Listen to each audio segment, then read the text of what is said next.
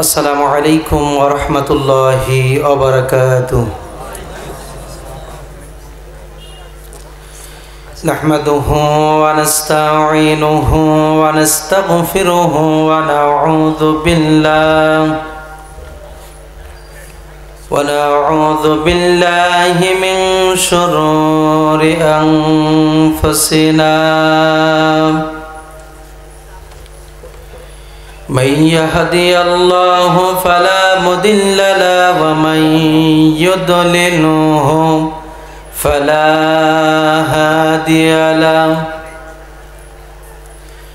नशहदु अन ला इलाहा इल्लल्लाहु वहदहु ला शरीक लहु व नशहदु अन्न सय्यदना नबियना मौलाना मुहम्मदन अब्दुहु व रसूलुहु अल्लज़ी अरसलहु बिलहक़्क़ि बशीरन व नज़ीरा व दाइयन इलल्लाहि बिइज़निहि व सिराजम मुनीरा। फ़क़द क़ाल अल्लाहु तआला फ़ी कलामिहिल मजीद व फ़ुरक़ानिहिल हमीद। अऊज़ु बिल्लाहि मिनश शैतानिर रजीम। बिस्मिल्लाहिर रहमानिर रहीम।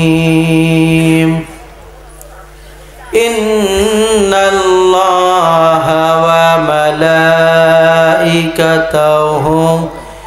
युसल्लूना अलन नबी या अय्युहल्लज़ीना आमनू सल्लू अलैहि व सल्लिमू तस्लीमा।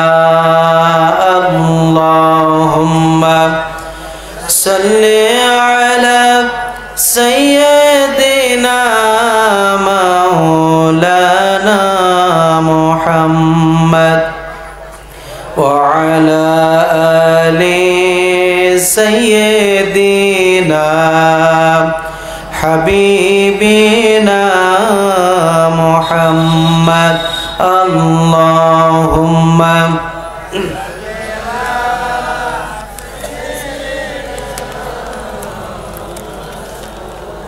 व अला आलि सय्यदिना मौलाना मुहम्मद बलगल उला बिकमालिहि कशफद दुजा बिजमालिहि हसनत जमीउ खिसालिहि सल्लु अलैहि व आलिहि। अल्हम्दुलिल्लाह। आदुलिया हाफिजा माद्रासार उद्योगे 46तम वार्षिक तफसिरुल कुरान महफिले सुयोग्य सम्मानित सभापति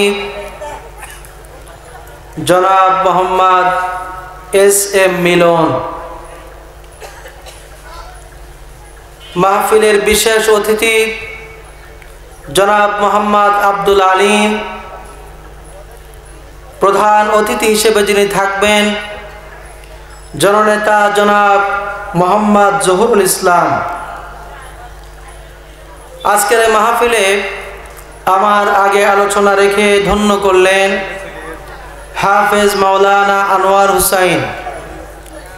सम्मानित उपस्थिति, आमरा आल्लाह रब्बुल आलामीनेर दरबारे शुक्रिया ज्ञापन करछि जे महान आल्लाह तबारक व तआला आजकेर এই সুন্দরতম পরিবেশে এখানে আসার বসার এবং কোরআন থেকে কথা শোনার বলার তৌফিক যে মনিব দান করছেন, সে মনিবের দরবারে শুকরিয়া জ্ঞাপন করছি। সকলে বলছি আলহামদুলিল্লাহ। দরুদ ও সালাম পেশ করছে আমাদের প্রিয় নবী, প্রিয় নেতার জন্য। সকলে বলি সাল্লাল্লাহু আলাইহি ওয়াসাল্লাম। সাহাবায়ে কেরাম, তাবে তাবেঈন, আইয়ামে মুস্তাহিদিন, সালফে সালেহিন, তাদের জন্য দোয়া এবং মাগফিরাত কামনা করছি। শুরুতেই জানতে চাই, আপনারা কেমন আছেন? আমরা সবাই উচ্চ স্বরে বলি আলহামদুলিল্লাহ। আল্লাহ তাআলা আমাকেও ভালো রেখেছেন, আপনাদেরকেও ভালো রাখুক, এই কামনাই করি। সম্মানিত উপস্থিতি, অতীত দিনগুলোর চাইতে বর্তমান দিনগুলি চোখে দেখা দৃষ্টিতে সহজ মনে হলেও এই সময়টা অত্যন্ত কঠিন, অত্যন্ত চ্যালেঞ্জের। তার কারণ হচ্ছে ধর্মনিরপেক্ষ মতবাদীরা তাদের মনোভাব, তাদের কার্যক্রম কিছুটা স্থবিত থাকলেও মানব রচিত যত মত এবং পথ আছে বাংলাদেশ থেকে সব কিছু একেবারে উধাও হয়ে যায়নি। আমার কাছে মনে হয় মুসলমানদের জন্য আল্লাহ তাআলা এই পর্যায়ে রেখেছেন, ইমানের এক কঠিন পরীক্ষায় ফেলেছেন যে আগামী দিনগুলোতে এই বাংলাদেশে আমরা কারা মানব রচিত আইন চাই, কারা আল্লাহর দিন চাই, এ ধরনের কঠিন পরীক্ষার মুখোমুখি আল্লাহ আমাদেরকে করেছেন। এই কঠিন পরীক্ষার ভিতরে পাশ করতে পারবে তারাই যারা প্রকৃতপক্ষে আল্লাহ পাকের ঈমানদার বান্দা, যারা আল্লাহকে ভালোবাসে, আল্লাহ রসুলকে ভালোবাসে, দ্বীন ইসলামকে ভালোবাসে, সর্বোপরি যারা কোরআন এবং সুন্নাহ এই সমাজের বুকে কায়েম হোক এরকম মনোভাব যাদের মধ্যে আছে, তারাই এই পরীক্ষায় উত্তীর্ণ হতে পারবে। বাকিদের অবস্থা কি হবে যদি মত না পাল্টানো হয়, পথের দিক ঠিকানা যদি ঠিক না করা হয়, তাহলে জাতির মুক্তি হওয়ার সম্ভাবনা নাই। এজন্য আসুন কোরআন থেকে আমি আপনাদের সামনে সেই কথাই বলি যে কথাগুলো আমাদের জন্য অতীব জরুরি। আসুন শয়তানের ওয়াসওয়াসা থেকে পানাহ চাওয়ার উদ্দেশ্যে আমরা সবাই পড়ি। আউযু বিল্লাহি মিনাশ শাইতানির রাজীম। বিসমিল্লাহির রাহমানির রাহিম। ইয়া আইয়ুহাল্লাযীনা আমানু আমিনু বিল্লাহ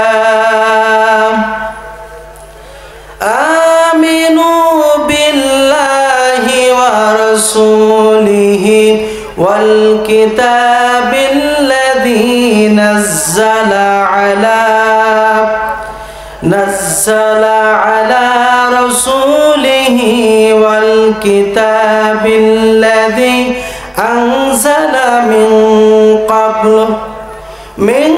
ক্বাবলু ওয়া মান ইয়াকফুর বিল্লাহি ওয়া মালাইকাতিহি ওয়া কুতুবিহি ওয়া রুসুলিহি ওয়াল ইয়াউমিল আখির ফাকাদ দাল্লা দালালাম বাঈদা। সাদাকাল্লাহুল আলিয়্যুল আযীম। সূরা আন-নিসা আয়াত নম্বর 136। আল্লাহ রাব্বুল আলামিন বলছেন, হে বিশ্বাসীরা, তোমরা যারা ঈমান এনেছো, তোমরা ঈমান আনো আল্লাহর উপরে, ঈমান আনো তার রাসূলের উপরে, ঈমান আনো আল্লাহর কিতাবের উপরে, যে কিতাব মুহাম্মদ সাল্লাল্লাহু আলাইহি ওয়াসাল্লামের উপরে অবতীর্ণ হয়েছে, এবং ওই কিতাবের উপরে যে কিতাব ইতিপূর্বে নাজিল হয়েছে, আর যে বা যারা আল্লাহ, ফেরেশতা, কিতাব, রসুল, আখিরাত দিবসকে যারা অস্বীকার করবে সে ব্যক্তি অবশ্যই পদভ্রষ্ট হয়ে বহু দূর চলে যাবে। এ হচ্ছে আল্লাহ পাকের আয়াতের শাব্দিক তর্জমা। আসুন এই আয়াতে কারিমা থেকে আমরা কিছু জানা এবং বোঝার চেষ্টা করি। আপনারা যদি ধৈর্য সহকারে আমার জন্য একটু দোয়া করেন, দোয়া করবেন তো ইনশাআল্লাহ? যদি দোয়া করেন তাহলে আল্লাহ পাকের এই কথা বলতে পারবো, যদি আল্লাহ পাক আমাকে বলার তৌফিক দেন। আপনারা সবাই বলেন আমিন। সম্মানিত উপস্থিতি, আমি যে আয়াতে কারিমা তেলাওয়াত করেছি সূরা নিসা, এই সূরাটি রাসূল করিম সাল্লাল্লাহু আলাইহি সাল্লামের মাদানী জিন্দেগিতে অবতীর্ণ হয়েছে। এই সূরা যে আয়াতে কারিমা, এই আয়াতে কারিমা এই কথা পেশ করছে, আল্লাহ পাক ঈমানদারদেরকে লক্ষ্য করে বলছেন, হে ঈমানদারেরা তোমরা ঈমান আনো। প্রশ্ন হতে পারে, আমরা তো ঈমানদার, আল্লাহ আমাদেরকে ডাক দিচ্ছেন ঈমানদার বলে, কিন্তু এর পরেও আবার বলছেন ঈমান আনো। তাহলে বোঝা গেল এই ঈমান মৌখিক নাকি আসলে অন্তরের, এর মধ্যে পার্থক্য থাকলেও থাকতে পারে।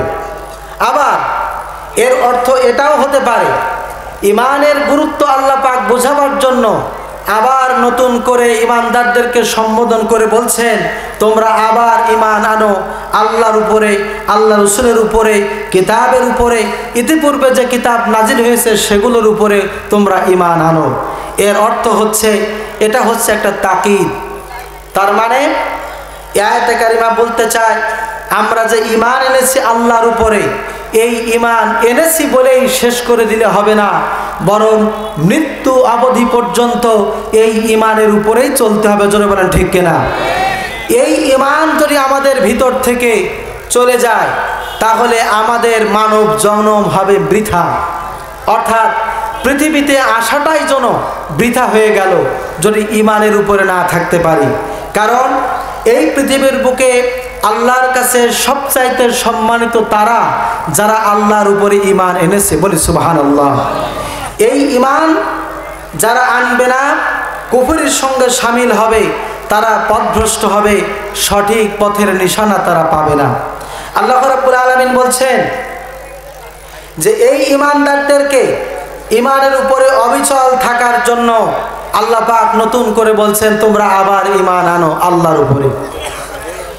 হাদিস শরীফের ভিতরে এসেছে, রাসূল করিম সাল্লাল্লাহু আলাইহি সাল্লাম বলেছেন, একজন মুমিনের জীবন দুইটা দিন একই রকম হয় না। অর্থাৎ এমন পর্যায় হয়, ঈমান আজকে এনেছি, আগামীকাল আমার ঈমান থাকবে কিনা এটা বলা যায় না, খুব কঠিন। স্বাধীনতা অর্জনের চাইতে স্বাধীনতা রক্ষা করা যেমন কঠিন, ঈমান আনার চাইতে ঈমান হারানো বা ঈমান হারিয়ে যাবে, ঈমানের উপরে টিকে থাকা তার চাইতেও বেশি কঠিন। এজন্য ঈমানের উপরে আমাদের টিকে থাকার চেষ্টা করতে হবে। হযরতে আবু যর রাদিয়াল্লাহু তাআলা আনহুকে লক্ষ্য করে আল্লাহ নবীজি বললেন, হে আবু যর, ঈমানকে মজবুত করো, ঈমানকে শক্তিশালী করো, কারণ তরঙ্গ বিক্ষিপ্ত যে সমুদ্র, যে দরিয়া, এই দরিয়া পার হতে গেলে দুর্বল ঈমানদারদের পক্ষে তা সম্ভব হবে না।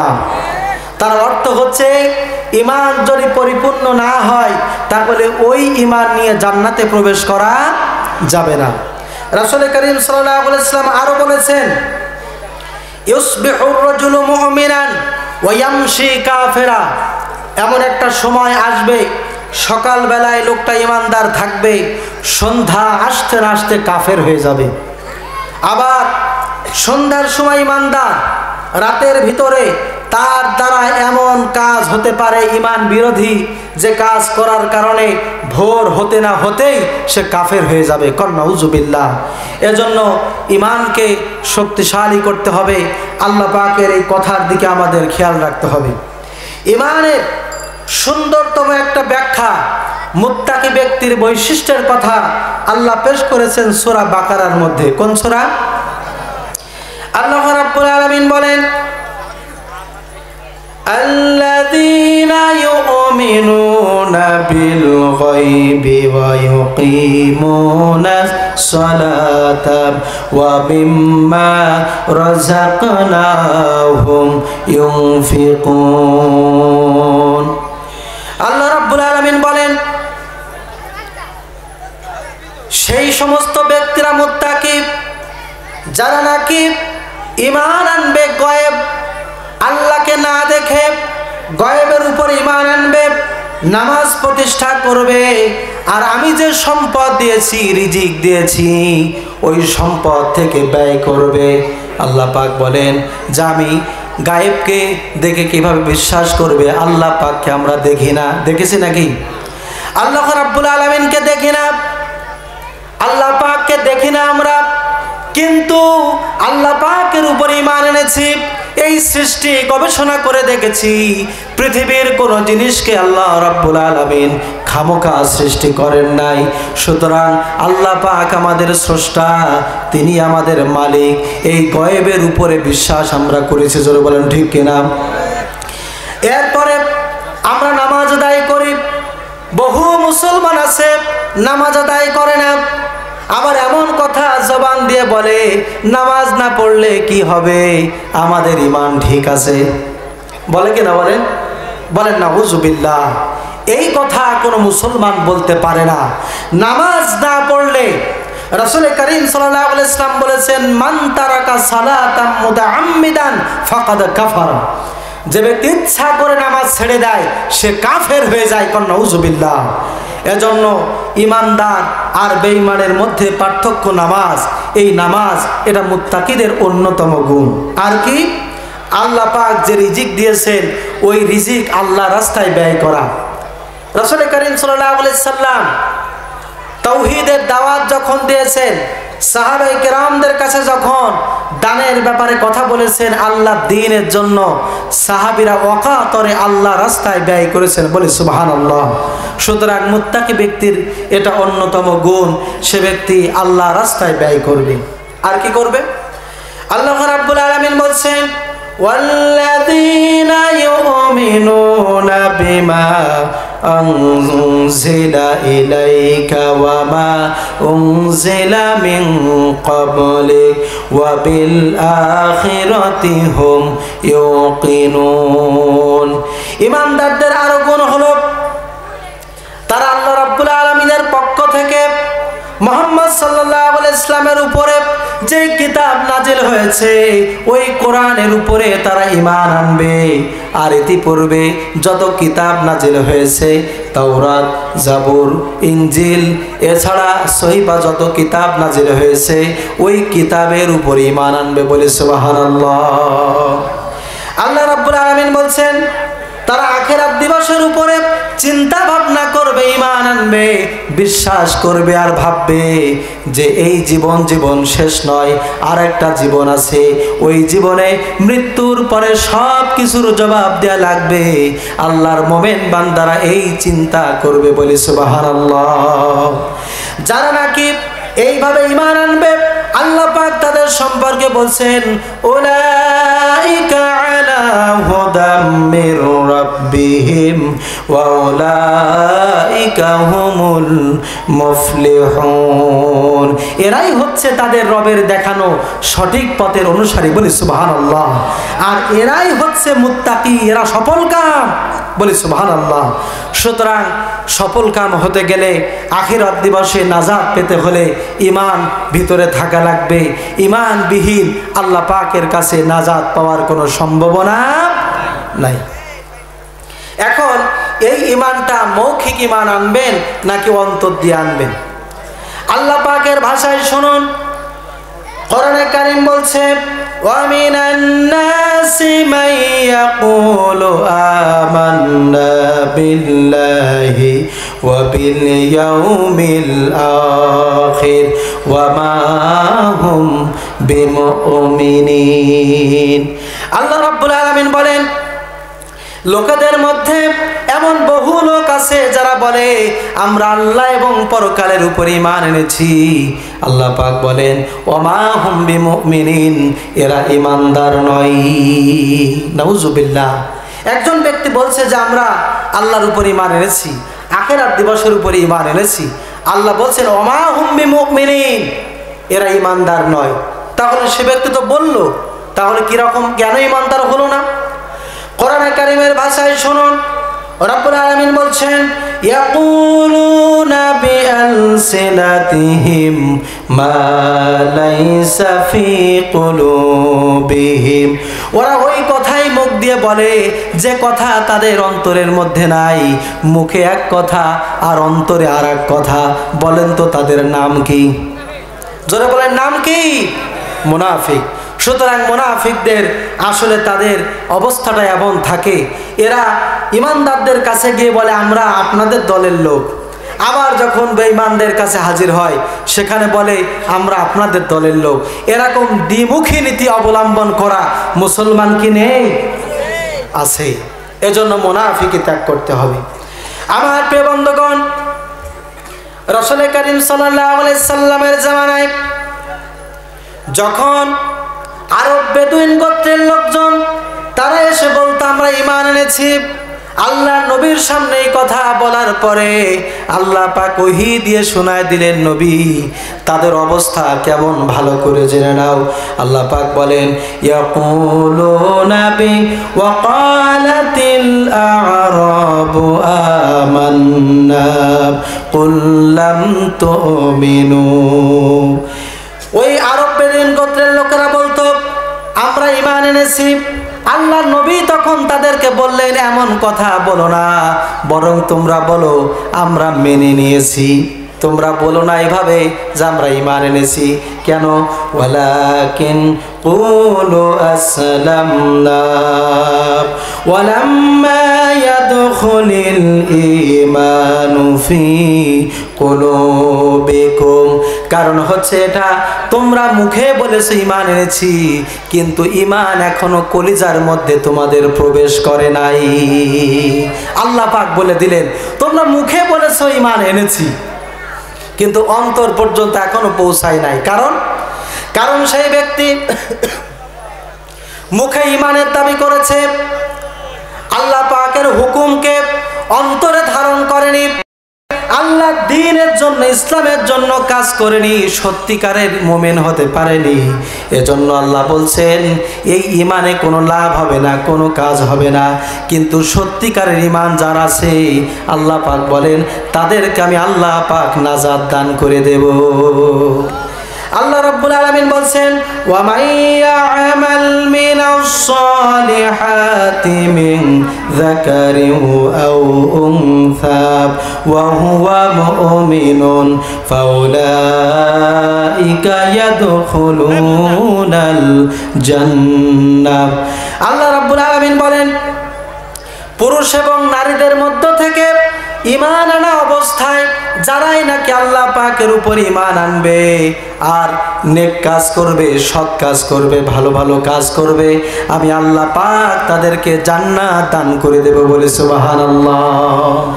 কোন মুমিন ব্যক্তি সেটা পুরুষ হোক অথবা নারী হোক, কারো আমলনামাকে একটু কমতি করা হবে না।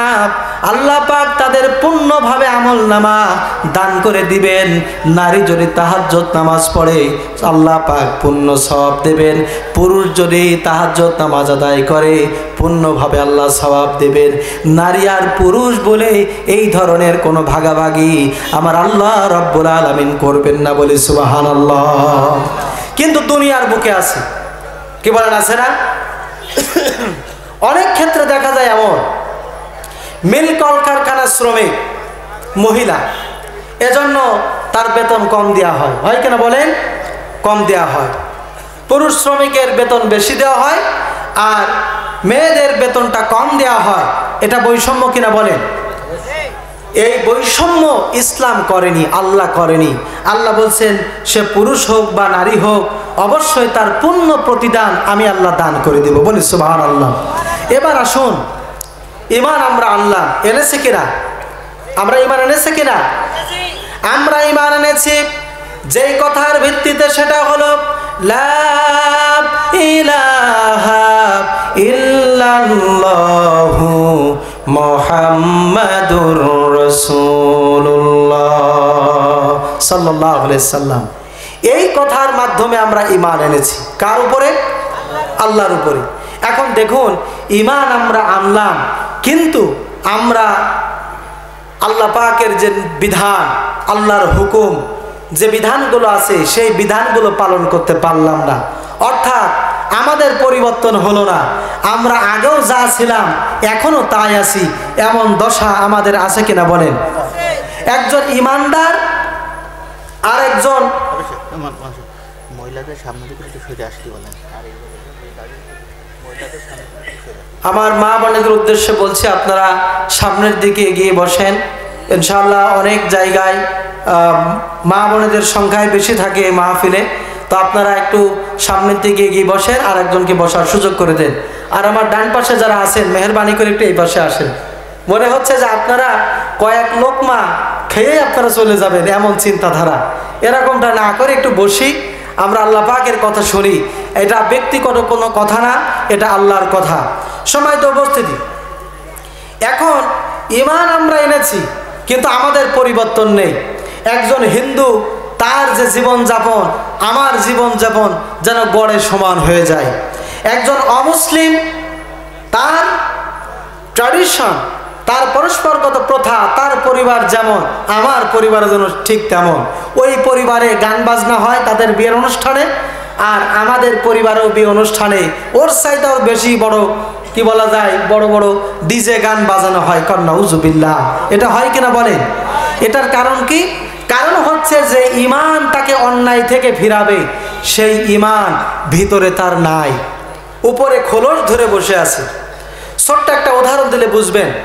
কোনো বাচ্চা মেয়েকে, অপ্রাপ্ত বয়স্ক বাচ্চা মেয়েকে যদি সুন্দর করে বিয়ের সাজিয়ে সুন্দর করে সাজালাম লাল শাড়ি দিয়ে, এরপরে কপালে ফোঁটা ফোঁটা বিভিন্ন, কি বলা যায়, আর্ট করে দেয় না, এগুলো করে দিলাম।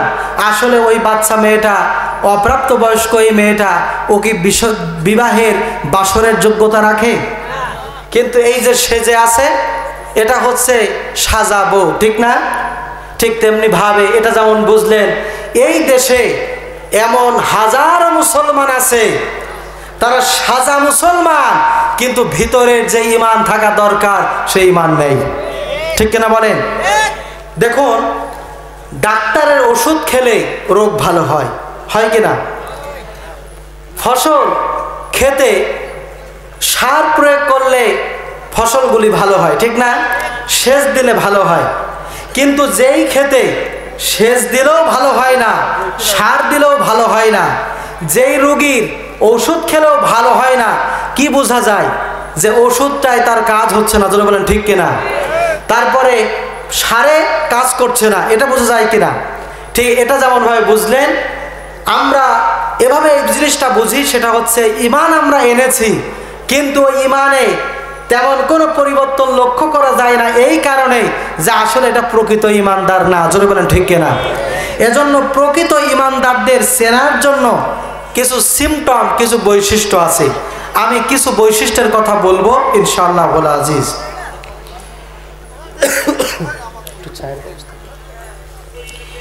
প্রথম নম্বর হচ্ছে আত্মসমর্পণ করা। কার সামনে বলেন সবাই? একজন ঈমানদার ব্যক্তি কার সামনে আত্মসমর্পণ করবে? আল্লাহ পাকের সামনে।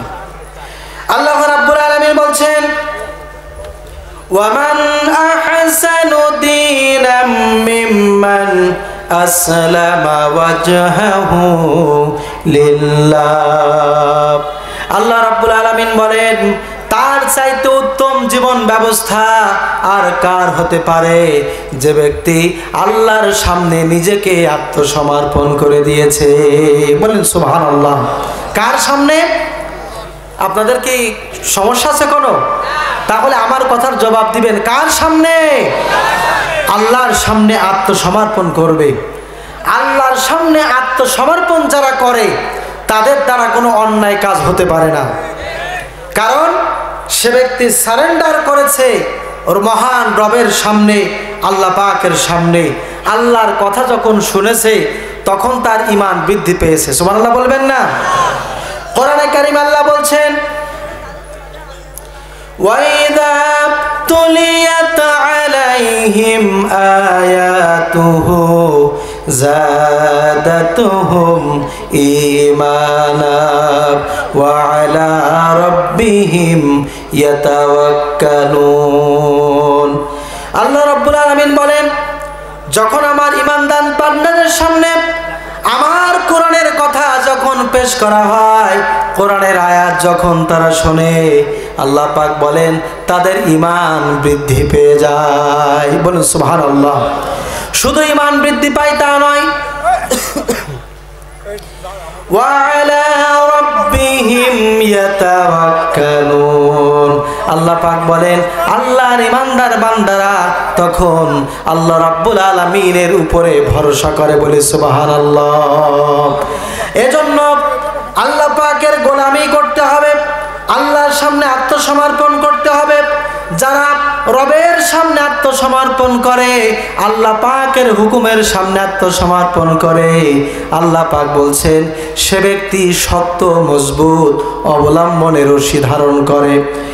وَمَن يَسْلِمْ وَجْهَهُ إِلَى اللَّهِ وَهُوَ مُحْسِنٌ فَقَدِ اسْتَمْسَكَ بِالْعُرْوَةِ الْوُثْقَى। আল্লাহ রাব্বুল আলামিন বলেন, যে বাজারা আল্লাহর সামনে নিজেকে সুপর্দ করে দেয়, আল্লাহর গোলামির সামনে আত্মসমর্পণ করে দেয় মুহসিনিন থাকা অবস্থায়, অর্থাৎ সৎকারী ব্যক্তি হিসেবে আল্লাহর সামনে যে ব্যক্তি আত্মসমর্পণ করে দেয়, আল্লাহ বলেন সে এমন একটা শক্ত অবলম্বন ধারণ করেছে যেই শক্ত অবলম্বন ছিঁড়ে যাওয়ার মতো নয়। অর্থাৎ আল্লাহ রাব্বুল আলামিন এই শক্ত অবলম্বনের কারণে, আল্লাহর সামনে আত্মসমর্পণের কারণে আল্লাহ পাক তাদের সর্বোচ্চ জান্নাত দান করে দিবেন। বলি সুবহানাল্লাহ। এজন্য আল্লাহ পাকের সামনে আত্মসমর্পণ করা লাগবে, আল্লাহর হুকুমের সামনে সারেন্ডার হওয়া লাগবে। আমাদের জাতির পিতা যেমন আল্লাহর সামনে আত্মসমর্পণ করেছিলেন, আল্লাহ পাক বলছেন স্মরণ করো সেই সময়ের কথা। ইয ক্বালা লাহু রাব্বুহু আসলিম ক্বালা আসলামতু লিরাব্বিল আলামিন। আল্লাহ রাব্বুল আলামিন বলেন স্মরণ করো সেই সময়ের কথা যখন মুসলিম জাতির পিতা ইব্রাহিম আলাইহিস সালাম বলেছিলেন আসলিম, আত্মসমর্পণ করো।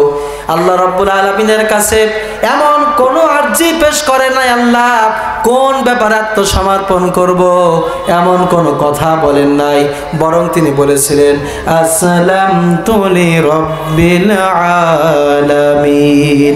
আমি ওই বিশাল আকাশের মালিক আর এই জমিনের মালিক আল্লাহ রাব্বুল আলামিনের সামনে আমার আনুগত্যের মস্তক অবনত করে দিলাম। বলি সুবহানাল্লাহ। সুতরাং হযরত ইব্রাহিম আলাইহিস সালাম আল্লাহর সামনে আনুগত্য করেছেন, আল্লাহর হুকুমের সামনে আত্মসমর্পণ করেছেন, ইসলামের উপরে আত্মসমর্পণ করেছেন, আল্লাহর কথাগুলোকে মেনে নিয়েছেন। এই জন্য আমাদেরকেও আল্লাহর সামনে আত্মসমর্পণ করা লাগবে। আল্লাহর মোমেন বান্দা যারা হবে তারা তাদের নিজেকে আল্লাহর সামনে সারেন্ডার করবে, আত্মসমর্পণ করবে। শুধু মানুষ জাতি নয়, আল্লাহ রাব্বুল আলামিনের যত সৃষ্টি সব সৃষ্টিগুলি আল্লাহর সামনে আনুগত্যের মস্তক অবনত করে দিয়েছে। আল্লাহ পাকের ভাষায় শুনুন, আফা গায়রা দীনিল্লাহি ইয়াবগুন ওয়া লাহুম আসলামা মান ফিস সামাওয়াতি ওয়াল আরদি তাওআন ওয়া কারহা। আল্লাহ রাব্বুল আলামিন বলেন আমার দেয়া জীবন ব্যবস্থাকে মেনে নিয়ে তোমরা কি অন্য কোনো মতবাদ খোঁজো নাকি? ওয়ালাহু আসলামা মান ফিস সামাওয়াতি ওয়াল আরদ, অথচ আসমান এবং জমিনের ভিতরে যা কিছু আছে সব কিছু আমি আল্লাহর সামনে আনুগত্যের মস্তক অবনত করে দিয়েছে।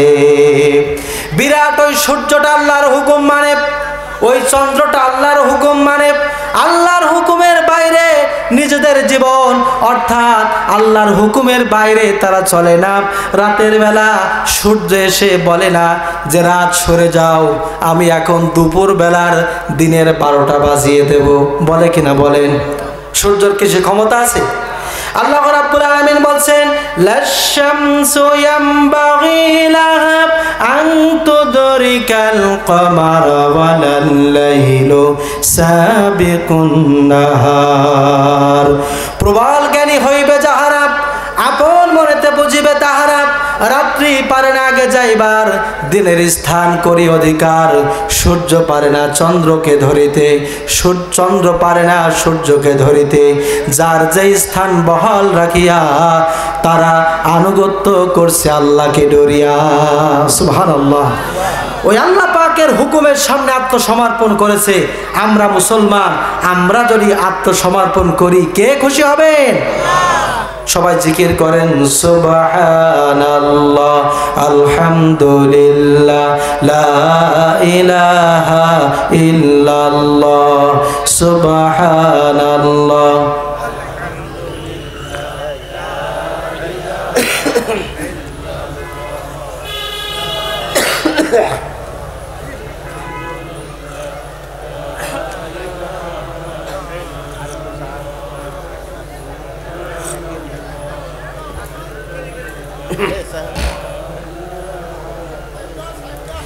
লা ইলাহা ইল্লাল্লাহু মুহাম্মাদুর রাসূলুল্লাহ সাল্লাল্লাহু আলাইহি সাল্লাম। তাহলে ইমানদারদের প্রথম বৈশিষ্ট্য বললাম আল্লাহর সামনে আত্মসমর্পণ করা। দ্বিতীয় নম্বর বৈশিষ্ট্য হচ্ছে সত্যের উপরে অবিচল থাকা। সুবহানাল্লাহ। সত্যের উপর অবিচল থাকবে, কোন মিথ্যার উপরে তারা টিকে থাকবে না। আমরা এতে পূর্বের মিডিয়াগুলোতে দেখতে পেরেছি ভোট হয় রাতের বেলা, আর মিডিয়ার লোকজন তারা বলে নির্বাচন খুব সুষ্ঠু হয়েছে। বলেছিল কিনা বলেন? রাতের বেলার ভোট দিনের বেলায় নাকি খুবই সুষ্ঠু হয়েছে।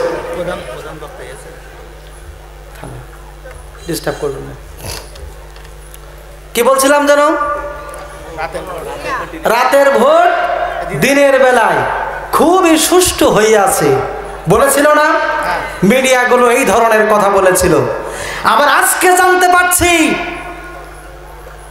ওপারে বসে বলছে আমার দোষটা কি, আমি কি করেছি? কি করেছো ঠিক পাও না?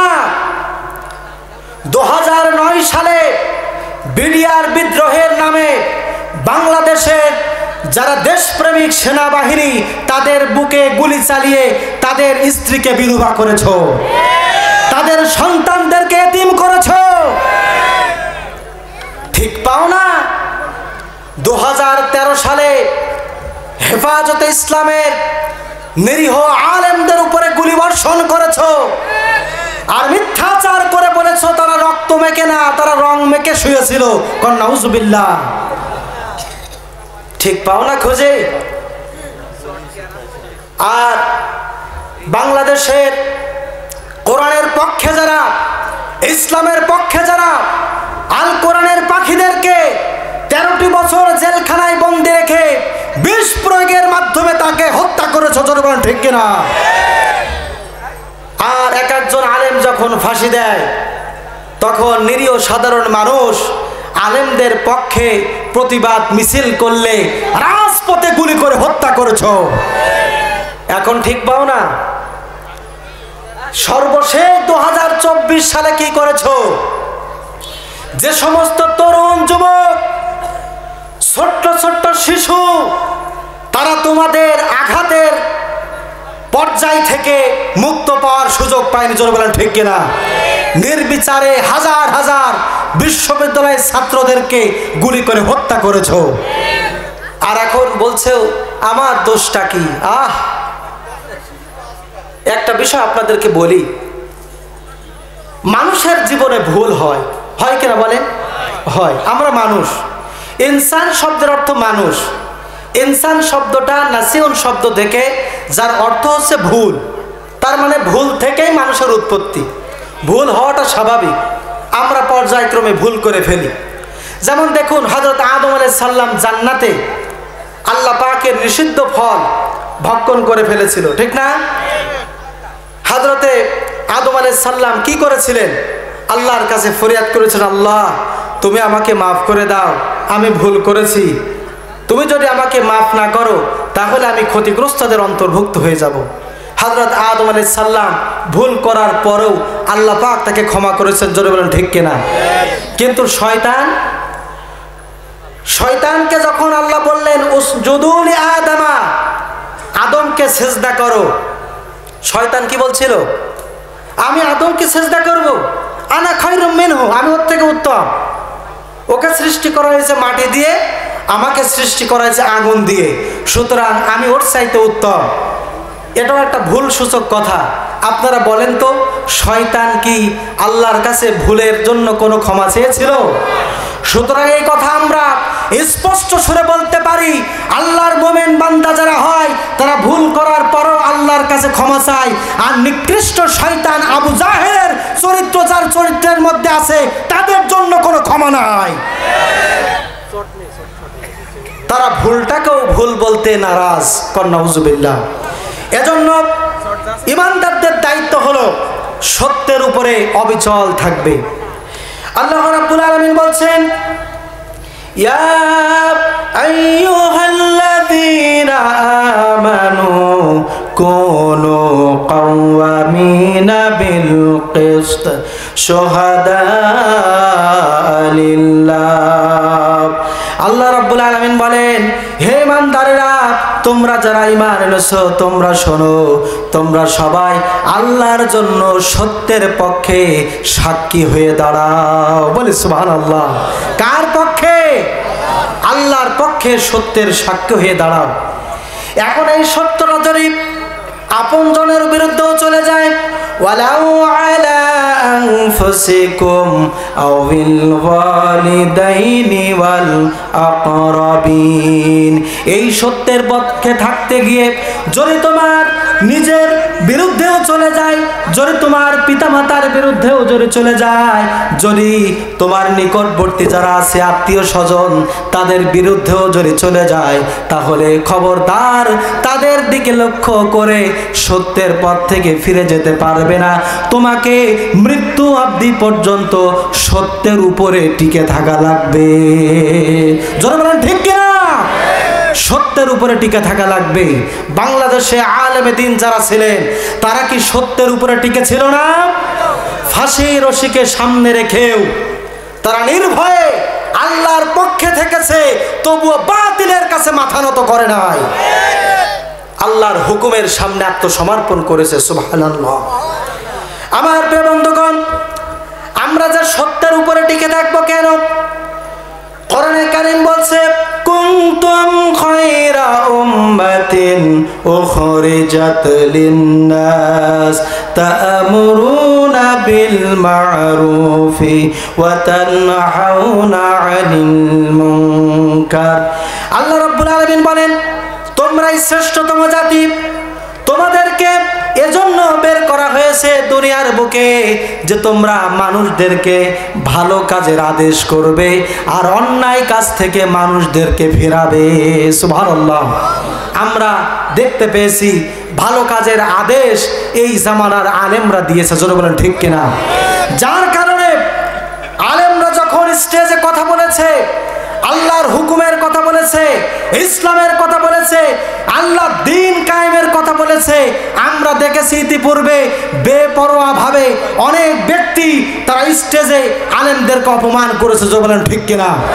এই যে আমার সামনে মাইক্রোফোন, এই মাইক্রোফোন কেড়ে নিয়েছে। জোরে বলেন ঠিক কিনা?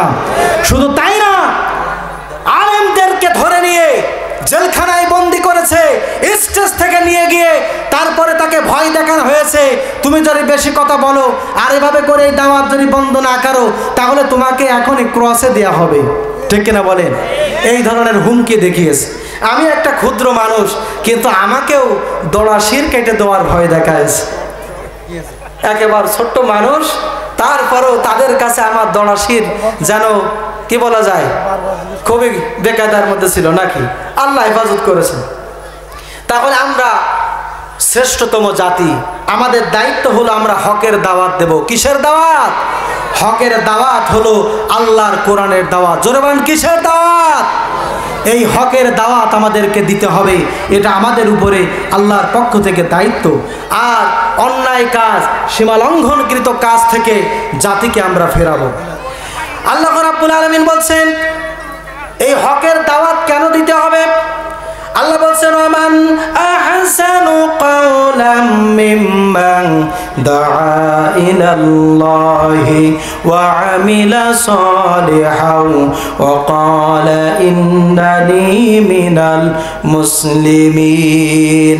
আল্লাহ রাব্বুল আলামিন বলছেন তার চাইতে উত্তম ব্যক্তি আর কে হতে পারে যে ব্যক্তি মানুষদেরকে আল্লাহর দিকে ডাকে। বলি সুবহানাল্লাহ। কার দিকে? মানুষদেরকে আল্লাহর দিকে ডাকে আর নিজে নেক কাজ করে আর এই কথা বলে তোমরা আমিও একজন মুসলমান, এইভাবে করে যারা নিজেদের স্বীকৃতি দেয়, আল্লাহ বলছেন তার চাইতে উত্তম ব্যক্তি আর কে হতে পারে। সুবহানাল্লাহ। এই আয়াতে কারিমা যখন নাজিল হয় তখন অবস্থাটা সুন্দর ছিল না। যারা ইমানের দাবি করত, সাহাবীরা যারা ইমান গ্রহণ করেছে, তাওহীদের দাওয়াত গ্রহণ করেছে, এই দাওয়াত গ্রহণ করার কারণে কাফেররা ধরে নিয়ে গেছে, এরপরে তাকে নির্যাতন করেছে, বেধড়ক মারপিট করেছে। হযরতে বেলাল রাদিয়াল্লাহু তাআলা আনহুকে দুই পায়ে দড়ি দিয়ে বেঁধে উটের পায়ের সঙ্গে রশি দিয়ে বেঁধে দিয়েছে।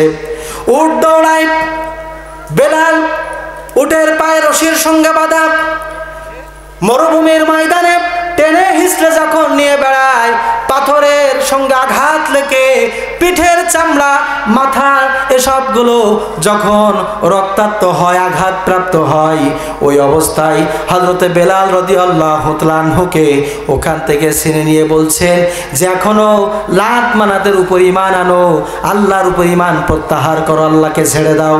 কিন্তু এই কঠিন মুহূর্তের ভিতরে হযরতে বেলাল রাদিয়াল্লাহু তাআলা আনহু মুখ থেকে কোনো কথা বের হচ্ছে না, কিন্তু বেলাল রাদিয়াল্লাহু তাআলা আনহু ওই কাফেরদেরকে ইঙ্গিত করে বলছে, ও কাফের বেঈমানেরা, তোমরা আমাকে ঈমান থেকে দূরে রাখার জন্য লাত মানাতের উপর ঈমান আনতে বলো। শুনে রাখো, আমি লাত মানাতের উপর ঈমান আনবো না। এভাবে করে যেন আঙ্গুল দিয়ে বুঝাইয়া দিলে এক আল্লাহর কথা গ্রহণ করব। তিনি আঙ্গুল উঁচু করে বললেন আহাদ আহাদ আহাদ, লা ইলাহা ইল্লাল্লাহ, লা ইলাহা ইল্লাল্লাহ। এভাবে করে তাওহীদের দাওয়াত দিয়েছেন আল্লাহর নবীর সাহাবীরা।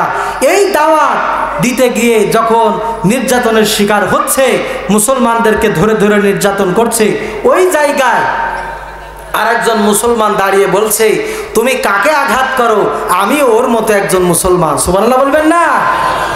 কত বড় সাহসের কথা! ইমানের স্বীকৃতি দিচ্ছেন ওই মুহূর্তে।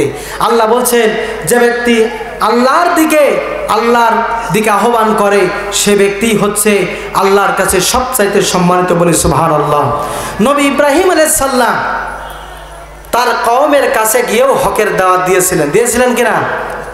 আল্লাহ রাব্বুল আলামিন বলছেন, إذ قال لأبيه وقومه ما هذه التماثيل التي أنتم لها عاكفون।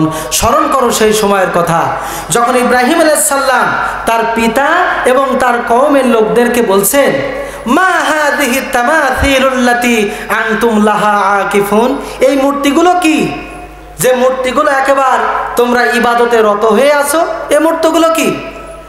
কওমের লোকেরা জবাব দিল, ক্বালু ওয়াজাদনা ওয়া আবাকুম, ক্বালু ওয়াজাদনা আবানা লাহা আবিদিন।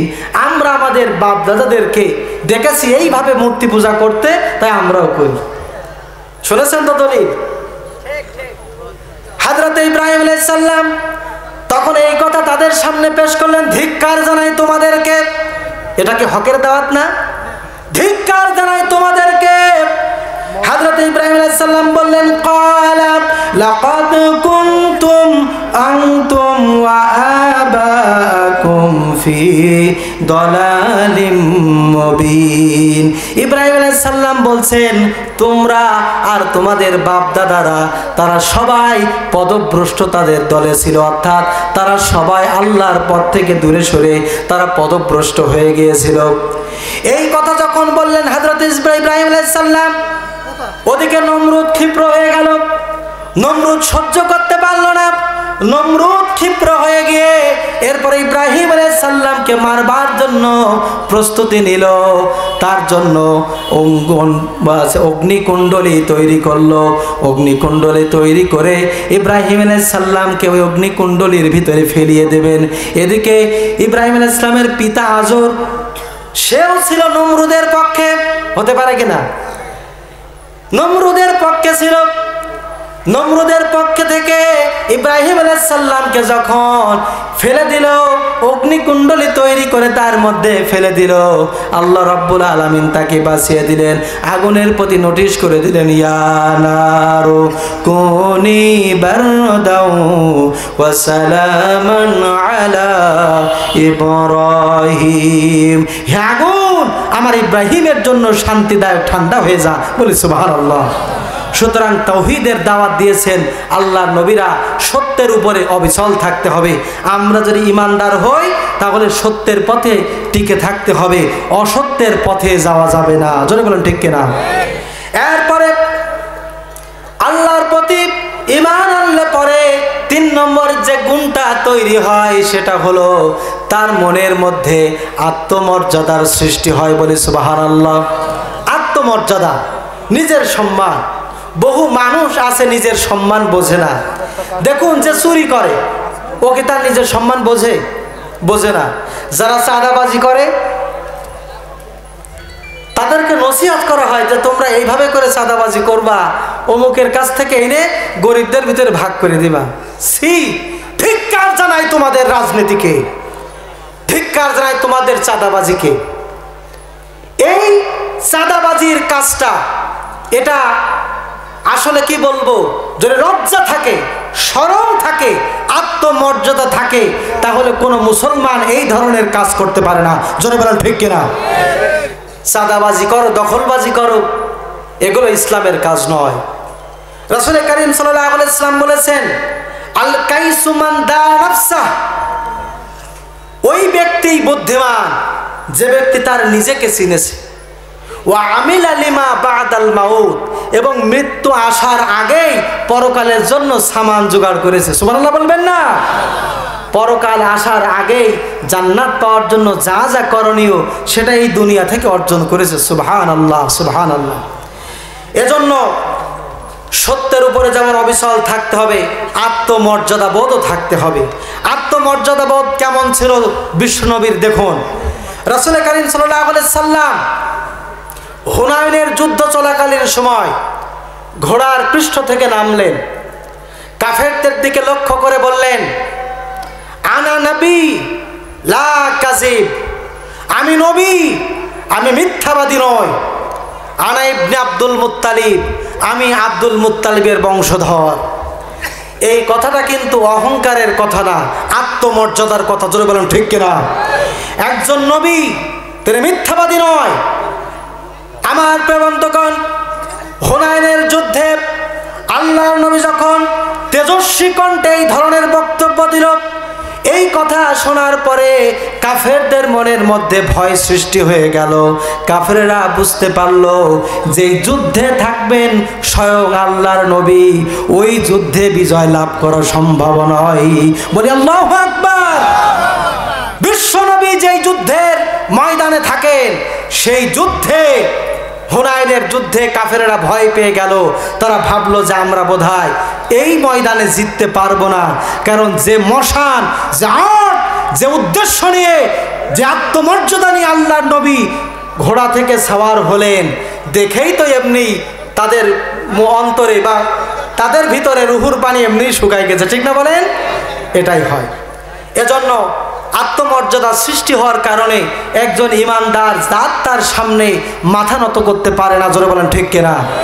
মূর্তি দেখলেই ইমানদারেরা বলবে যে হ্যাঁ হোক, এই মূর্তিগুলো কোনো সমস্যা না, এগুলো হচ্ছে কি বলা যায়, এর আগে তারা বলতো অনেক রকম কথা, সেগুলো নাই বা বললাম। এ ভাস্কর্য, এগুলো স্বাধীনতার চেতনা বাঁচিয়ে রাখার জন্য।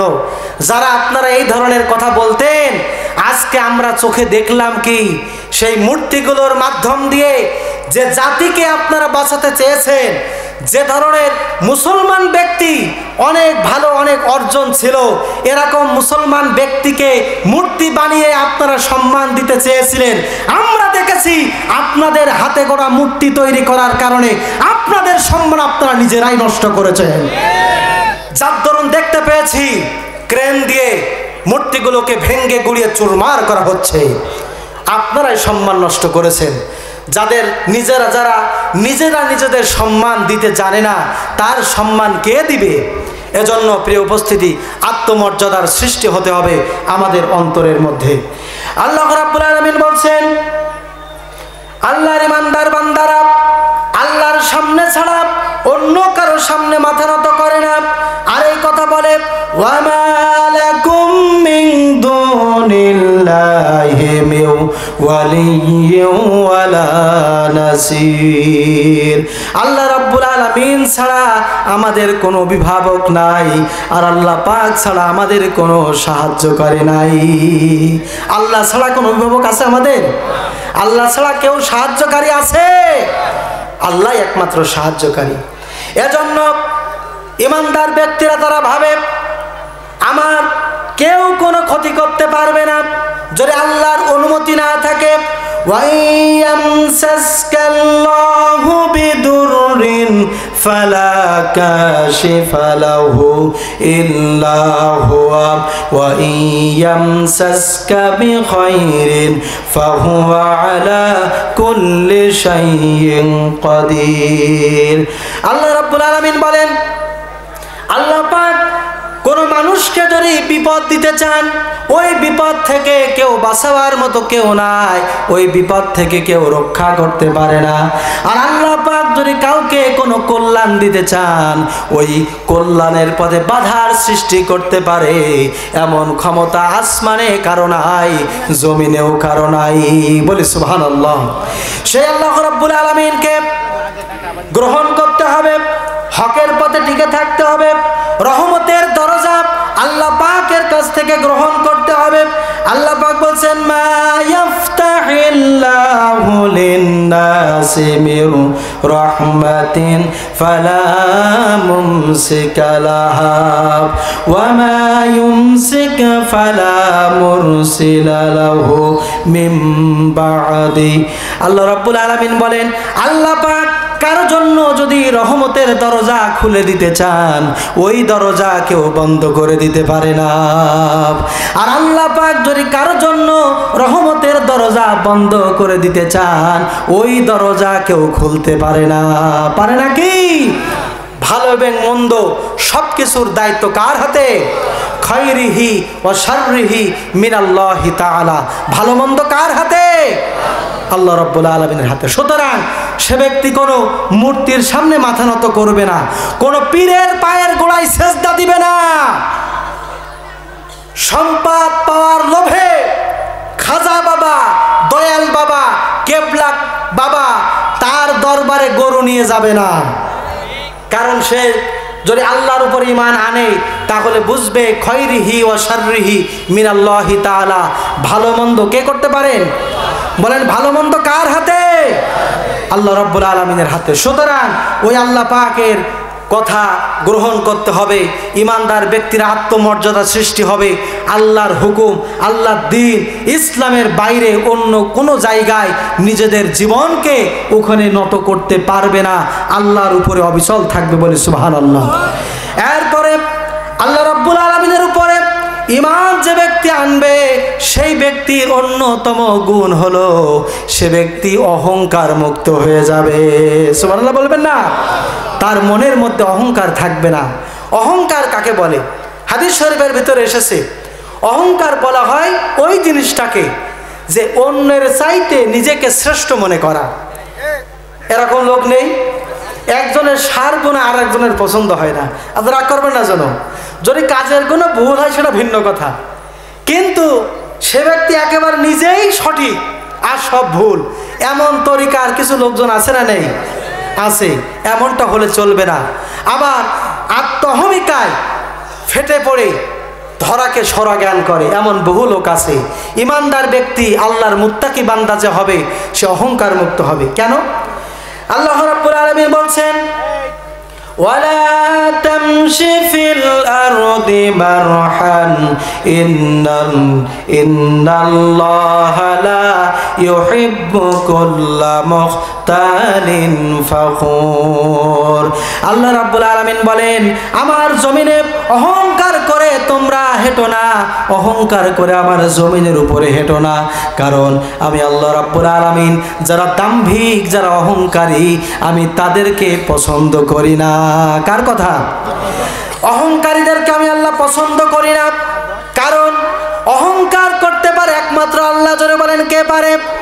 আল্লাহ রাব্বুল আলামিন বলছেন, ওয়া হুয়াল কাহিরু ফাওকা ইবাদিহি। আল্লাহ বলেন, বান্দার উপরে একচ্ছত্র ক্ষমতা আমি আল্লাহ রাব্বুল আলামিনের, আমি আল্লাহর বাইরে কোনো ক্ষমতা নাই। বলি সুবহানাল্লাহ। সুতরাং ক্ষমতা চলবে একমাত্র আল্লাহ। আমরা আমাদের শরীর, স্বাস্থ্য, চেহারা এগুলো দিয়ে ক্ষমতার দাপট দেখালে চলবে না। সময় তো উপস্থিতি, একটা বই পড়ছিলাম, তার মধ্যে একটা উপন্যাস মতো পেয়েছিলাম, খাঁ সাহেবের কাহিনী। খাঁ সাহেব থাকলে কেউ রাগ করবেন না। তো খাঁ সাহেব একজন দাম্ভিক মানুষ, অহংকারী মানুষ। ঢাকা শহরে জমি আছে আর গ্রামের বাড়িতেও জমি আছে। তো কেমনে কেমনে শুনেছে, এলাকায় যখন বেড়াতে এসেছে, এসে দেখে একটা জায়গায় ওনারই জমিতে তার দুঃসম্পর্কের এক আত্মীয় ফুপু তার কবর দিয়েছে। খাঁ সাহেব মেজাজ খুব কড়া, এ কবর কার? তখন বলল যে অমুক ব্যক্তির বা অমুক মহিলার, তোমার আত্মীয় হয়, ফুপু হয়। মেজাজ খারাপ, লোকজনকে ডাক দাও, আমার পারমিশন বাদে এখানে দাফন কে করেছে, এক্ষুনি এখান থেকে কবর তুলতে হবে। তো খাঁ সাহেব তার লোকজনকে ডেকে এনে কবরটা তুলেছে। এলাকার লোকজন আফসোস করতেছে, আহারে জমি জমা সম্পদ থেকে কি লাভ যদি মনটা হয়ে যায় কচু পচার মতো পচা। যদি বলেন ঠিক কিনা? এই ধরনের সম্পদশালীর কি মূল্য আছে? সুতরাং অহংকার করা যাবে না। অহংকার করে আমরা কি করতে পারবো? অহংকার করে লাঠি দিয়ে আপনার পায়ের নিচে যে জমিন, ওটা ফাটাতে পারবো? কি আমাদের কি ক্ষমতা আছে? ক্ষমতা নাই। এজন্য আল্লাহ পাকের ইমানদার বান্দারা তারা বিনয় বিনম্র হয়ে যায়, অহংকার তারা করে না, শরীর নিয়ে অহংকার করে না। বলেন তো শরীরের মালিক কে? আপনার আমার শরীর আল্লাহ রাব্বুল আলামিন ভালো রাখতে পারেন, আবার আপনার আমার শরীর আল্লাহ রাব্বুল আলামিন মুহূর্তের মধ্যে খারাপ করে দিতে পারেন। জোরে বলেন ঠিক কিনা? তাহলে এই শরীরের মালিক তো আমি না।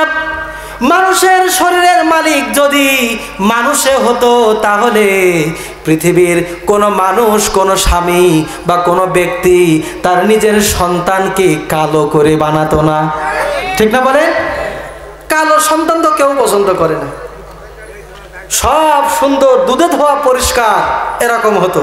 কিন্তু এই যে আমরা মানব, আমাদের মালিক কে? আল্লাহ পাক আমাদের মালিক। এজন্য অহংকার করা যাবে না। আল্লাহ রাব্বুল আলামিন বলছেন, ওয়া ইবাদুর রাহমানিল্লাযীনা ইয়ামশুনা ফিল আরদি হাওনা ওয়া ইযা খাতাবাহুমুল জাহিলুনা ক্বালু সালামা। রহমানের খাঁটি বান্দা যারা, তারা রহমানের খাঁটি বান্দা যারা, তারা এই জমিনের উপরে তারা বিনয় বিনম্রভাবে চলাফেরা করে। বলে সুবহানাল্লাহ। আর জাহেলদের সঙ্গে তারা তর্ক করে না, বরং তারা তাদেরকে অল্প কথায় ক্বালু সালামা, তোমরা শান্তিতে থাকো, এ কথা বলে আস্তে করে সেখান থেকে কেটে পড়ে। তাদের সঙ্গে তর্কে জড়িয়ে নিজের মানটাও খাটো করে না। রহমানের খাঁটি বান্দারা, তারা অহংকার করে না। আল্লাহ রাব্বুল আলামিন বলছেন, পৃথিবীতে মানুষ হয়ে যারা অহংকার করে তাদের অবস্থা কি? আল্লাহ রাব্বুল আলামিন বলছেন, ওয়াদখুলু আবওয়াবা জাহান্নাম খালিদিনা ফিহা ফালাবিসা মাসওয়াল মুতাকাব্বিরিন। আল্লাহ রাব্বুল আলামিন বলেন, যারা নাকি অহংকার করবে দুনিয়ার বুকে, এরা আমি তাদেরকে জাহান্নামে বিভিন্ন দরজা দিয়ে ঢোকাবো, জাহান্নামের মধ্যে নিক্ষেপ করব। আর এই জায়গাটা কতই নিকৃষ্ট, যারা অহংকারী দাম্ভিক লোক তাদের জন্য। নাউজুবিল্লাহ। এজন্য ইমানদার বান্দারা অহংকার মুক্ত থাকে। সম্মানিত উপস্থিতি, আপনাদের কাছে আশা পোষণ করছি, মহিলা মা বোনেরা যারা এসেছেন, মেহেরবানি করে একটু চেপে বসেন। মহিলাদের জায়গা সংকুলন হচ্ছে না। আর পুরুষরা তো এখন ওয়াজ শোনে কম, নাকি? মহিলারা বেশি শোনে। যাই হোক, আল্লাহ তাআলা আমাদেরকে কোরআনের উপরে রাখুন বলি আমিন। সময়টা বলে দিন, কারণ আমার তো একটা পার্ট আছে, নাকি? আপনি বলতে থাকেন, আল্লাহর রহমতে কোনো অসুবিধা নেই। শুকরিয়া, আলহামদুলিল্লাহ। বলে আলহামদুলিল্লাহ। এরকম সুযোগ দেয় খুব কম মানুষে। বলে হুজুর সে কালেকশনের ওয়াজ করেন, কালেকশনের ওয়াজ করেন। আছে না এরকম লোক? আছে। আপনারা জানেন, শামীম সাইরি একটা মাহফিলে, সেখানে ওনাকে তুলেছে রাত প্রায় 11টার ঊর্ধ্বে। তা উনি তখনও কালেকশন চলছে। উনি খুব রেগে গিয়ে বলছেন যে এইভাবে করে আপনারা ব্যবসা শুরু করেছেন, এখন রাতে এই আমাকে এনেছেন কেন? এভাবে করে উনি, আসল কথা হচ্ছে মাহফিলের সৌন্দর্য হওয়া উচিত। আল্লাহর বান্দারা আল্লাহ রাস্তায় দান করে। আচ্ছা, আমি যদি আপনাদেরকে বলি এই মাদ্রাসায় দান করতে, আপনারা কি করবেন না? কম বেশি কি করবেন না বলেন? তাহলে কেন এত দীর্ঘ রাতের প্রয়োজন নাই। তবু যেহেতু প্রধান বক্তার একটা সময় দেব, আমি খুব দ্রুত ইনশাল্লাহ শেষ করব, বেশি কষ্ট দেব না আপনাদেরকে। প্রধান বক্তা তাহলে তো আমার এখনই শেষ করতে হয়ে গেছে। আরে ও এনাদের সব সিস্টেম করে দিয়ে আপনি কাজ করেন। সবাই জিকির করেন, সুবহানাল্লাহ, আলহামদুলিল্লাহ, লা ইলাহা ইল্লাল্লাহ।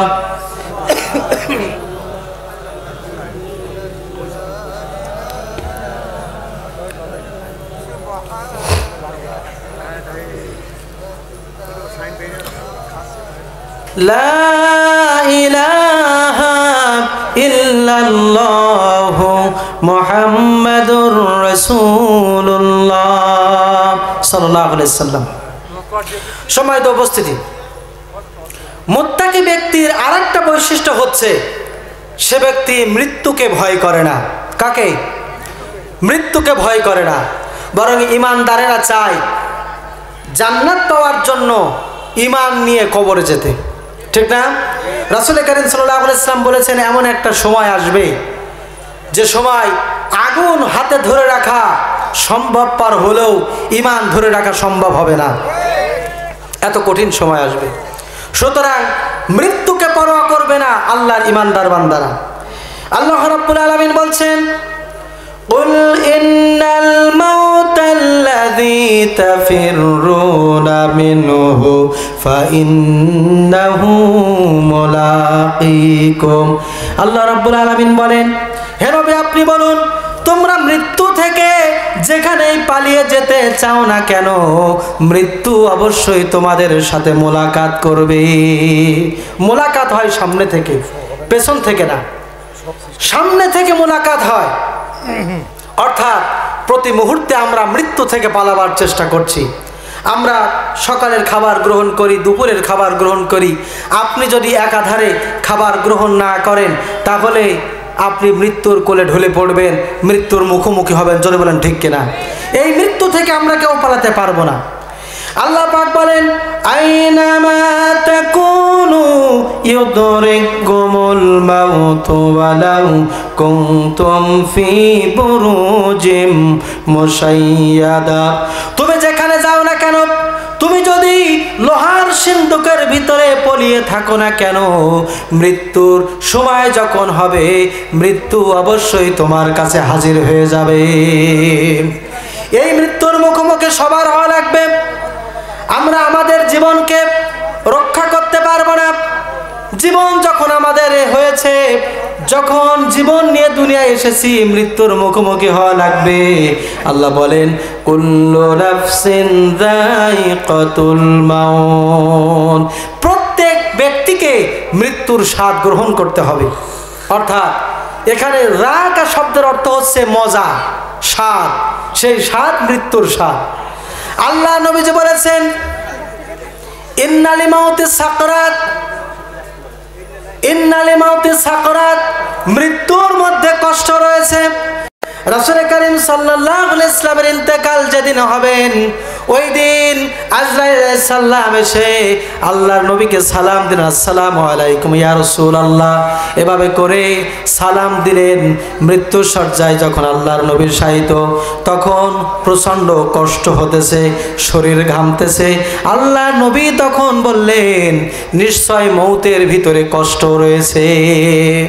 অর্থাৎ মৃত্যুর কষ্টের মুখোমুখি আমাদের হওয়া লাগবে। এজন্য মৃত্যু যেহেতু আসবে, তাই মৃত্যু থেকে পালাবার জন্য যতই চেষ্টা করি, মৃত্যু থেকে আমরা বাঁচতে পারবো না। এজন্য মৌতটা যদি হয় শাহাদাতের মৌত, এর চাইতে উত্তম মৌত আর হতে পারে না।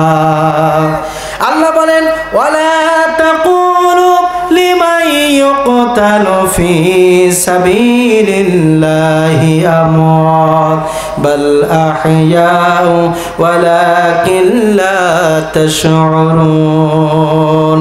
আল্লাহ রাব্বুল আলামিন বলেন যারা আল্লাহর রাস্তায় শাহাদাত বরণ করেছে তাদেরকে তোমরা মৃত বলো না, বরং তারা জীবিত। কিন্তু তারা কেমন ভাবে জীবিত কিন্তু তোমরা তা বুঝতে পারো না। বলি সুবহানাল্লাহ। সমুদ্রের যে পানি, ওই পানিটা কোত্থেকে কোন জায়গায় যায়, আমরা চোখে দেখি ঢেউ যাচ্ছে, কিন্তু এই জায়গার পানি ওই জায়গায় যাচ্ছে, এটা কি দেখে কেউ আমরা বুঝতে পারি? কিন্তু পানি তো চলমান, ঠিক না? এভাবে যেমন ভাবে বুঝলাম নদীর পানি এক জায়গা থেকে অন্য জায়গায় গেলে দেখি ঢেউ এসেছে, ঢেউ হয়ে চলছে, কিন্তু যেমন বুঝতে পারি না এই পানিটা ওই জায়গায় গেল, ওই পানিটা আমরা চিনতে পারি না, দেখতে পারি না। আল্লাহ বলেন শুধু শাহাদাতের মৌত, মৃত্যু যারা বরণ করে, যারা শহীদ হয়, ওদেরকে আল্লাহ পাক রিজিকের ব্যবস্থা করেন। কেমন ভাবে রিজিক পায় আল্লাহ রাব্বুল আলামিন বলছেন ওয়ালাকিন লা তাশউরুন, তোমরা কেউ বুঝতে পারো না। বলে সুবহানাল্লাহ। শহীদরা আল্লাহর খাতায় সবচাইতে সম্মানিত। বলি সুবহানাল্লাহ। হাদিস শরীফের ভিতরে এসেছে শাহাদাতের মৌত একটা পিপলাই কাটার যন্ত্রণা চাইতে বেশি কিছু না। সুবহানাল্লাহ বলবেন না? এজন্য শহীদি মৃত্যুর দিকে আমাদেরকে অবশ্যই শহীদি মৌত আশা করতে হবে। হযরত ওমর রাদিয়াল্লাহু তাআলা আনহু বলতেন আল্লাহ তুমি আমাকে এই শহরে, এই জায়গায় আমাকে এই শহরে এনেছো, আল্লাহ তুমি শহীদ হিসেবে আমাকে কবুল করো। বলি সুবহানাল্লাহ। এজন্য শহীদ হওয়াটা এটা ভাগ্যের ব্যাপার। সুবহানাল্লাহ বলবেন না? যারা শহীদ হয়ে গেল, ফাঁসির মঞ্চের মুখোমুখি হলো, আল্লাহ দ্বীন কায়েমের জন্য কোরআন প্রচার করতে গিয়ে যারা শাহাদাতের দরজা পেল, তারা আল্লাহর খাতায় জান্নাত পেয়ে যাবে। বলি সুবহানাল্লাহ। কারণ তারা চেয়েছিল এই জমিনে আল্লাহ দ্বীন কায়েম হোক। জোরে বলেন ঠিক কিনা? আল্লাহ রাব্বুল আলামিন বলছেন আল্লাহ পাক শাহাদাত কবুল করবেন, আমাদের থেকে আল্লাহ গ্রহণ করবেন। আল্লাহ বলছেন ইন্নাল্লাহা আশতারা মিনাল মুমিনিনা আনফুসাহুম ওয়া আমওয়ালাহুম বিআন্না লাহুমুল জান্নাহ। আল্লাহ রাব্বুল আলামিন বলেন আমি আমার মুমিন বান্দার কাছ থেকে তার জান এবং মালকে খরিদ করে নিয়েছি, আর বিনিময়ে আমার মুমিন বান্দাকে আমার জান্নাত দেওয়ার ওয়াদা করেছি। আল্লাহ পাক মুমিনের কাছ থেকে কি গ্রহণ করবেন? দুইটা জিনিস, জান এবং মাল। সুতরাং এই জানটাকে নিয়ে আল্লাহর রাস্তায় দিতে হবে, আল্লাহ দিন কায়েমের পথে দিতে হবে, ইসলাম কায়েমের পথে দিতে হবে। আপনার আমার জীবনটাকে যে মিছিল, যে স্লোগান দিয়ে সাজাবেন, ওই স্লোগান হাবিজাবি কোনো স্লোগান হবে না। ওই স্লোগান যদি হয় নারায়ে তাকবীর, আল্লাহু আকবার, তারপরে আল কোরআনের আলো, সংসদে জালো, এই স্লোগান যদি মোমেন ব্যক্তি হয়ে দিতে পারি, আল্লাহ পাক দুনিয়াও সম্মান দিবেন, আখিরাতেও সম্মান দিবেন। বলি সুবহানাল্লাহ। শুধু আল্লাহ রাস্তায় জান দিলে চলবে না, জান দিলেই হবে না। আল্লাহ বলছেন জানের সাথে সাথে আমি তাদেরকে আরেকটা নিয়ামত দিয়েছি, ওই জিনিসটাও দিতে হবে আল্লাহ রাস্তায়। কারণ এমন অবস্থা হয়, অনেক ধনী মানুষ আছে, তারা দিয়ে দেয় বিভিন্ন বড় বড় দলের লোকদেরকে দিয়ে দেয়, তারা তাদের হাত শক্তিশালী করার জন্য দিয়ে দেয়। কিন্তু আমরা যদি আল্লাহর দ্বীনকে শক্তিশালী করার জন্য আল্লাহর পথে অর্থ ব্যয় না করতে পারি, তাহলে এই দ্বীন ইসলাম সমাজের বুকে কায়েম হবে না। আল্লাহ পাক বলেন, বান্দারে তোমার যে জানটা তুমি আমার রাস্তায় দিয়েছো, বান্দারে ওই জানের মালিক আমি, আর তোমার মালের মালিকও আমি। সুতরাং আমার রাস্তায় আমার জানমাল দাও, আর আমার তরফ থেকে জান্নাত নিয়ে ধন্য হয়ে যাও। আমরা কি জান এবং মাল আল্লাহ রাস্তায় দেওয়ার জন্য প্রস্তুত আছি? যদি আমরা আল্লাহর রাস্তায় জান এবং মাল দিতে প্রস্তুত থাকি, আল্লাহ রাব্বুল আলামিন বলছেন জান এবং মাল যদি আমার রাস্তায় তোমরা খরচ করতে পারো, তাহলে আমি এমন জান্নাত দান করে দেব, জান্নাতিন তাজরি মিন তাহতিহাল আনহার খালিদিনা ফিহা। আল্লাহ পাক বলেন এমন জান্নাত দান করব যে জান্নাতের তলদেশ দিয়ে ঝর্ণা ধারা প্রবাহমান। বলি সুবহানাল্লাহ। জান এবং মাল আল্লাহর রাস্তায় দিলে পরে আল্লাহ রাব্বুল আলামিন এই নিয়ামত দেবেন। প্রিয় উপস্থিতি, একটি কথা বলতে চাই, মানুষ কিন্তু জান এবং মাল যারা আল্লাহর রাস্তায় দিতে পারে না, মৌতের বিছানায় যখন যাবে আল্লাহর কাছে জান এবং মাল আল্লাহর রাস্তায় ব্যয় করার জন্য, তখন বলবে, আল্লাহ রাব্বুল আলামিন বলছেন জান এবং মাল আল্লাহর রাস্তায় ব্যয় করার জন্য মুমিন ব্যক্তি, আল্লাহর বান্দা সেই সময় বলবে, মাবুদ তুমি আমাকে হায়াত দাও, আমাকে সময় দাও। ফাসাদ্দাকা ওয়া আকুম মিনাস সলিহিন। আমি আল্লাহ রাব্বুল আলামিন জান এবং মাল যদি দিতে পারি, আমি জান দেব, মাল দেব তোমার রাস্তায়, আর আমি নেককারদের অন্তর্ভুক্ত হয়ে যাব। মৃত্যুর বিছানায় কাতরিয়ে এই কথা বললে জানমাল তখন কি দেয়া সম্ভব হবে? নতুন করে কি আর নারায়ে তাকবীরের মিছিল, এই মিছিলে বা এই মিছিলে অংশগ্রহণের সুযোগ আছে? সে তো তখন একেবারে অসহায়। এজন্য জান এবং মাল কখন খরচ করতে হবে? মিন ক্বাবলি আইয়াতিয়া আহাদাকুমুল মাউত, মৃত্যু আসার আগে। সুবহানাল্লাহ বলবেন না? জান এবং মাল খরচ করতে হবে। জান এবং মালের মালিক আল্লাহ, আর আল্লাহর পথে ব্যয় করতে হবে।